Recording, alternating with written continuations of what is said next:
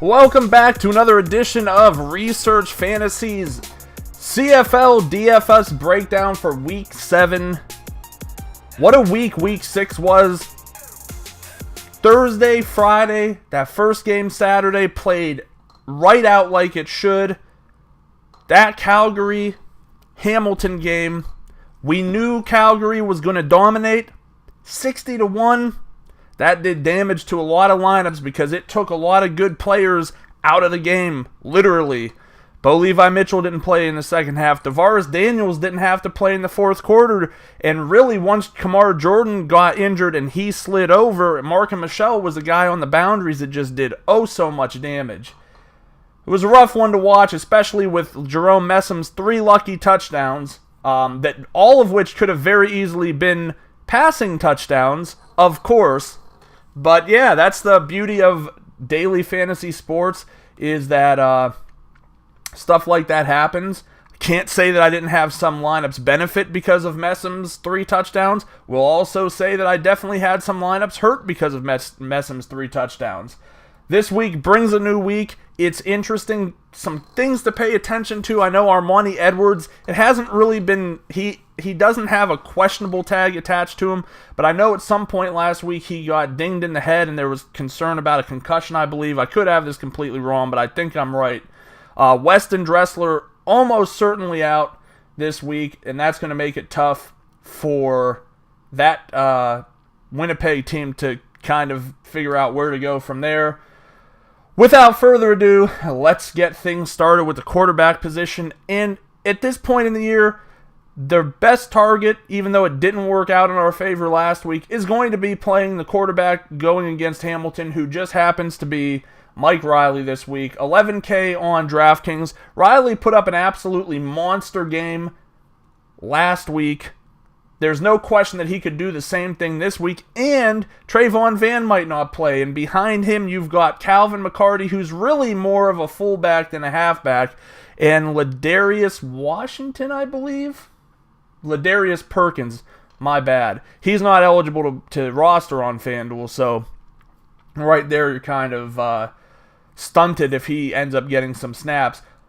I don't really think the running game is in play here as much. I do think you could see it more with Trayvon Van. I'm not saying to stay away from McCarty if we think he's going to get a full workload, but really the whole thing here is Reilly. He's doing everything right now. Now they're down to potentially their third string running back. I just don't see it being a situation where they're going to focus too much on running the ball. They're going to be passing the ball, and this is just a beautiful situation. They're still allowing over 400 yards in the air. That's a ton of yardage. I mean, Riley's pretty much guaranteed to crack 300 yards. Just all upside here, but expect something north of 50% ownership in tournaments.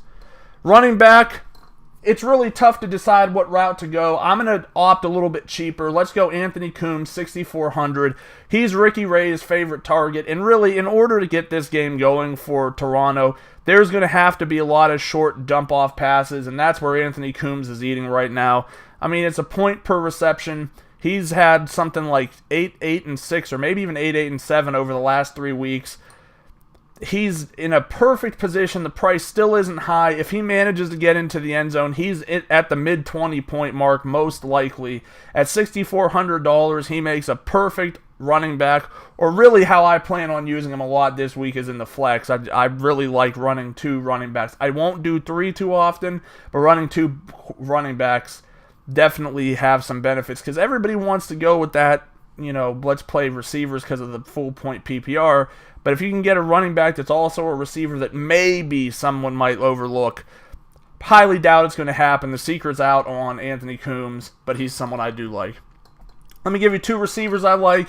Vidal, Hazelton, 7K. Last week he caught an extremely lucky 108-yard touchdown. Just so we're clear, that 108-yard touchdown legitimately accounted for like 19 fantasy points. That's pretty severe. Actually, it's closer to 20 fantasy points. I think it's 19.8. Well, that's great. He's got a great matchup this week. The price came up a little bit. I think Brandon Zylstra is still going to be the guy people look at, and rightfully so. I think he still has the chance to be the top guy on this team, but Reilly likes to look at him, Hazelton likes to look at Hazelton a lot too, and the matchup is extremely good against boundary backs for Hamilton who change basically every play. They can't get healthy. I think you could see Abdul Kana work to shut down Brandon Zylstra a little bit more, leaving Hazelton to really feast. Duke Williams, to a lesser extent, has the upside here as well. But have you seen what's happened to these boundary receivers against Hamilton? Mark and Michelle last week. Nick Moore a few weeks ago. You've got guys putting up career games against them. So I love the spot here. Hazelton could end up scoring more than he did last week, which would be incredibly impressive.